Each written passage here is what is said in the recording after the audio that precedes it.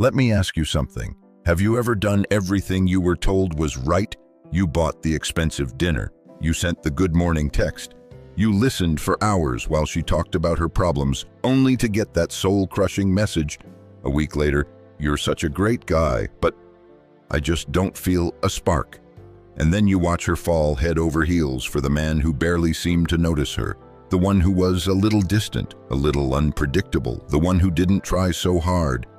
That's not a coincidence. It's not bad luck. That's a lesson you were never supposed to learn. You've been sold a lie that says women want your effort, your gifts, your constant availability. But the brutal, uncomfortable truth is, they don't. Women don't fall in love with what you give them. They fall in love with how you make them feel. They fall for your impact.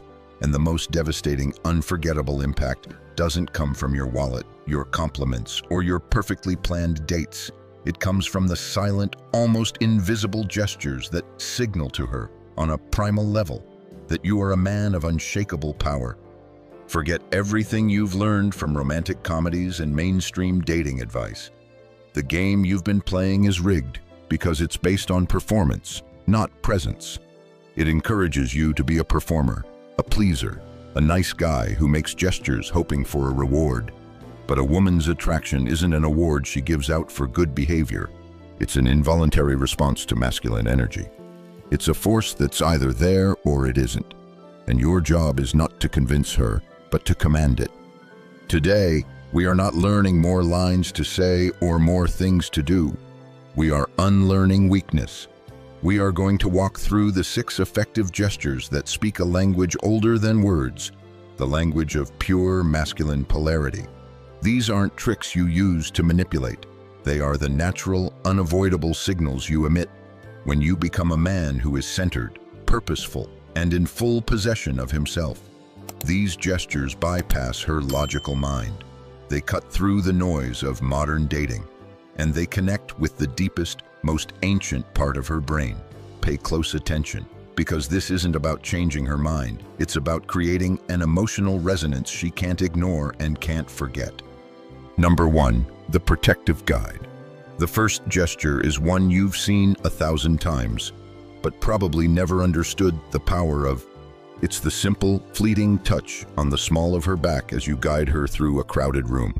A man's touch can either feel like a plea for attention or a declaration of presence. This gesture is a declaration when you confidently, briefly, and respectfully place your hand there to lead her. You are communicating a universe of information without saying a single word. You are telling her, "I am here, I lead, you are safe with me." The psychology here is brutally effective. That specific spot on the body is vulnerable, and your touch there is not overtly sexual, but it is deeply dominant in a protective way. It triggers an ancient evolutionary response in her. Her nervous system registers your calm certainty, and it relaxes. In a world of hesitant boys who are afraid to lead, your decisive movement feels like an anchor in a storm. You didn't ask for permission. You didn't hover your hand awkwardly. You took charge of the space for her benefit. You created a bubble of order in the midst of chaos, and you placed her at the center of it. Think of Mark, a 42-year-old consultant on a first date. He's leaving a busy restaurant with a woman he's trying to impress.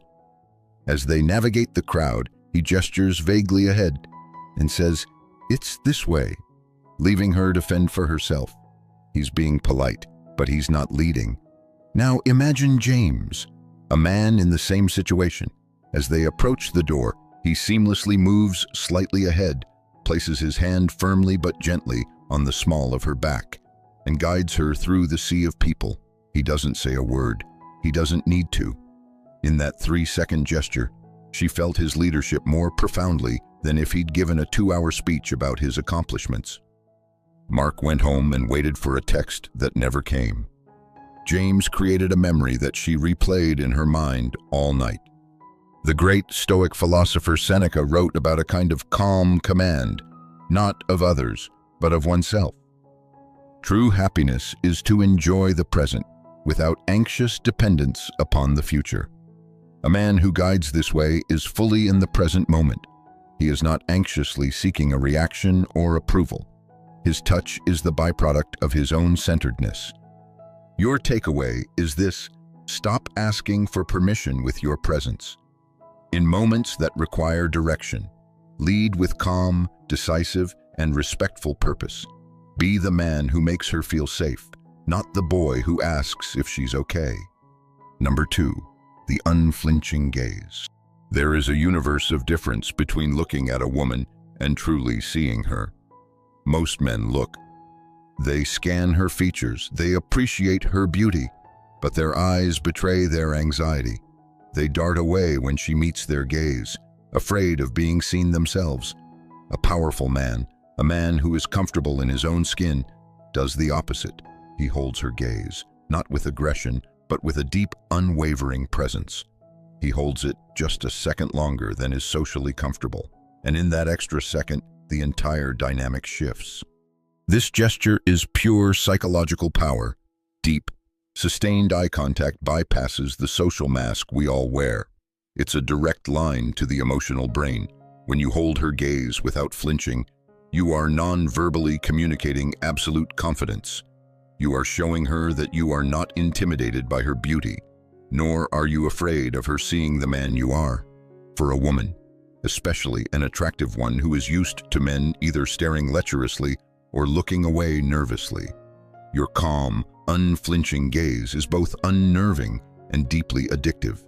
It makes her feel simultaneously vulnerable and incredibly seen. Imagine you're on a date. She's telling you something personal, something that matters to her. She finishes her sentence and looks at you, expecting a quick verbal reply. Instead of immediately speaking, you just hold her gaze. You don't say anything for a beat. You just look at her, truly absorbing what she said. The air becomes thick with tension, but it's not a negative tension. It's the tension of real, unfiltered human connection. Her heart rate will rise, her mind will go quiet. She will wonder what you're thinking. In that moment of silence, you've said more about your strength and presence than any words ever could. Marcus Aurelius wrote extensively in his Meditations about maintaining an inner citadel, a fortress of the mind unmoved by external chaos. The soul becomes dyed with the color of its thoughts, he said. A calm, steady gaze is the external reflection of a calm, ordered mind. It is a signal that you are the master of your own internal world, and therefore you are not easily swayed by the world outside of you, including her. Your takeaway is to train yourself to hold eye contact, not as a staring contest, not as a tool of intimidation, but as an offer of your full, undivided presence. When you can do that, you stop being just another man she's talking to, and you become an experience she feels. Number 3, the deliberate pause. In a world that is obsessed with speed-fast replies, instant gratification, constant noise, silence has become a superpower. A boy fills silence because he is terrified of it. He fears that in the absence of words, he will lose her attention, that the connection will die. A man, however, understands that silence is not a void, it is a frame. He uses silence to give his words weight, to create tension, and to command the emotional energy of an interaction. The deliberate pause is one of the most potent gestures in your arsenal. The psychology behind this is rooted in status and control. The person who is more comfortable with silence is perceived as the one with more power. When you rush to answer a question, to fill a lull in conversation, you are subtly communicating neediness, you are reacting. But when she asks you a question, especially a challenging one, and you pause, you hold her gaze, take a breath, and then answer, you flip the script. You are no longer reacting to her, you are making her wait for you. That pause creates anticipation. It forces her to lean in, to wonder what you're going to say. It makes your words, when they finally come, land with 10 times the impact. Let's picture a common scenario. A woman you're dating tests you. She asks something like, "So, are you seeing other people?" The average man panics. He rushes to reassure her, to explain himself, to lock her down. He might say, "No, of course not. You're the only one I'm interested in." He has given away all his power. the Stoic man, the man you are becoming? Hears that question and he pauses. He gives a slight, almost imperceptible smile. He lets the silence hang in the air for a moment before replying calmly, "I'm enjoying getting to know you." The pause did all the work. It communicated that he wasn't scared of the question, that he wasn't desperate, and that his world didn't hinge on her reaction. The Stoic philosopher Epictetus famously said, "We have 2 ears and 1 mouth so that we can listen twice as much as we speak." This isn't just about listening to others, it's about listening to the moment itself. A pause is an act of listening to the silence, of respecting its power. It is a gesture of emotional self-control. Your takeaway is simple but profound. Stop reacting. Start responding. Get comfortable with the space between words.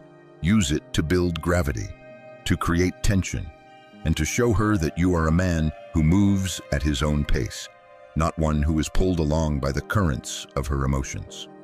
Number 4, the unbothered smile. Sooner or later, a woman will test you. It's inevitable.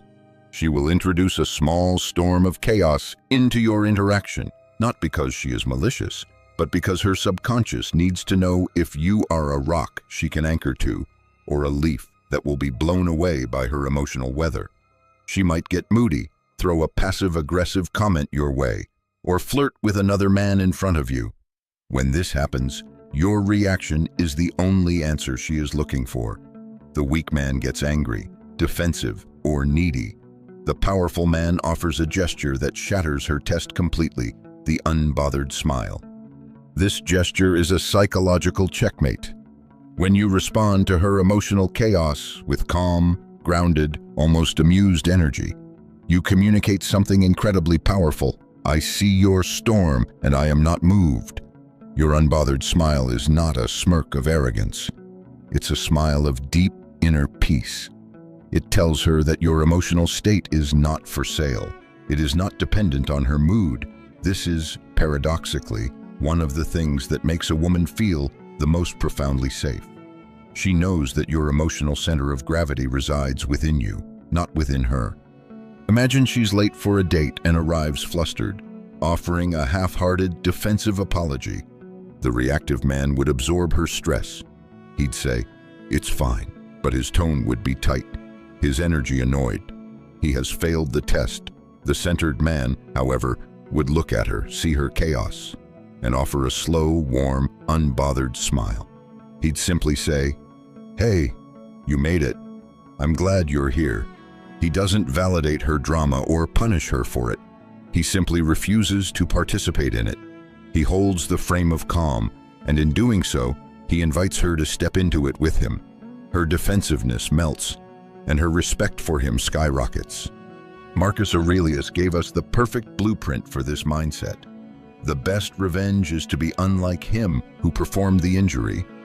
When she offers chaos, the best response is to be unlike her chaos.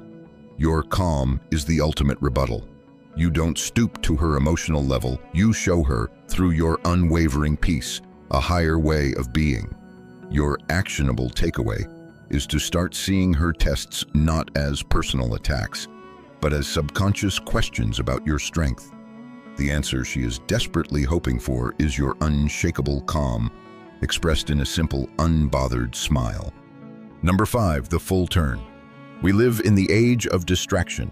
Everyone is half present, their attention fractured by notifications, wandering eyes, and the next thing on their to-do list. In this world, the man who can offer his full, undivided presence becomes a king, and this gesture is the physical embodiment of that presence. When a woman is speaking to you, the simple act of turning your entire body, your feet, your hips, your shoulders to face her directly is one of the most powerful signals of respect and engagement you can make. The psychology of this is profound. Our bodies subconsciously communicate our priorities. When you are angled away from her, when your feet are pointed towards the door, you are sending a clear signal that you are not fully invested, that a part of you is ready to leave. But when you give her the full turn, you are creating a closed circuit of energy between the two of you. You are non-verbally stating, In this moment, nothing else in the universe matters more than this connection. For a woman who is used to competing for a man's fragmented attention, this feeling of being the sole focus of a strong man's world is intoxicating. Picture yourself at a loud party or a busy bar. A woman is telling you a story, but you're half distracted, scanning the room. She can feel your divided energy, and she starts to talk faster, to shrink, to feel unimportant. Now, imagine in that same moment, you consciously stop. You turn your entire body to face her. You lean in slightly, and you hold her gaze. You don't interrupt. You just listen. The entire world around you two could disappear. She will feel the shift instantly. She will slow down. Her voice will become softer, and she will open up in a way she wouldn't have dared to moments before. You made her feel seen. This aligns perfectly with the Stoic principle of focusing on the present moment. Marcus Aurelius reminds us to live in harmony with the present. He who lives in harmony with himself lives in harmony with the universe. Giving your full presence to another person is an act of living in harmony with the now. It is a gesture that requires no money, no status, no words, but it is more valuable than all of them combined. Your takeaway: your attention is your most valuable currency. Stop giving it away cheaply and in fragments. When you choose to give it completely. Turn your body, quiet your mind, and offer her the rare gift of your full masculine presence. Number 6. The decisive exit. This final gesture may be the most counterintuitive and the most powerful. The man a woman can't stop thinking about is often the one who knows precisely when to leave. Most men make a critical mistake when an interaction is going well. When the chemistry is high and the conversation is flowing, their instinct is to cling to it, to stretch it out, to drain every last drop of pleasure from the moment. They are afraid that if they leave, the magic will disappear. The powerful man knows the opposite is true. The magic is amplified by absence. The psychological principle at play here is the Zeigarnik effect, or the open loop. Our brains are wired to remember unfinished tasks and incomplete stories more than finished ones. When you end a date, a phone call, or a conversation while the emotional energy is still peaking, you create an open loop in her mind. She is left wanting more. You haven't given her the full emotional release of a tapering off ending. Instead, you've left her on a cliffhanger. Her mind will spend hours, even days, replaying the interaction, anticipating the next one, and obsessing over the connection. Think of a fantastic first date. The laughter is genuine. The connection is real. It's getting late. The average man's temptation is to say, "One more drink." He wants to prolong the high. The Stoic man, the man on his mission, looks at her with a genuine smile and says, "This has been incredible. I have an early start on a project tomorrow, so I have to get going." He kisses her, and he leaves. He is not being rude. He is demonstrating, through action, that he has a life, a purpose, and priorities beyond her. He is not dependent on her for his emotional fulfillment. This combination of creating a peak experience and then decisively walking away is what creates deep, lasting attraction. Seneca urged us, "The whole future lies in uncertainty, live immediately." A man building his legacy is the embodiment of this principle. He lives in the present. He savors the connection, but his purpose is always calling him forward. He does not linger in comfort when his mission requires discipline. Her respect for you will skyrocket when she feels that your world is larger than just her. So your takeaway is this: always be the one to end the interaction first, especially when it's going well. Value your time and your mission more than the temporary pleasure of her company. Her absence of you will make her crave your presence even more. In the end, you will realize the great irony. You came here looking for gestures to make a woman fall in love. But this journey was never truly about her. It was about you. It was about forging a man whose silence carries more weight than other men's frantic words, whose gaze holds more truth than 1,000 compliments, and whose touch communicates more safety than a lifetime of promises. These aren't gestures you perform. They are truths you become. They are the external reflection of a man who has mastered his internal world. Build the man, and the gestures will follow. The goal is not to become the man she wants, but to become the man she recognizes, deep in her bones, that she needs. A man who is an anchor in the storm of modern chaos. A man whose presence is a sanctuary. That is the man who becomes unforgettable. That is the man whose impact lasts a lifetime. If this message resonated with the man you are becoming, then your work is just beginning. Go to the comments below right now and write, "My presence is my power." It's not just a phrase, it's a declaration of your independence. It's a promise to yourself. And if you are ready to continue forging this path, to build your inner fortress brick by brick, then subscribe and join the brotherhood. There is much more work to be done. We are just getting started.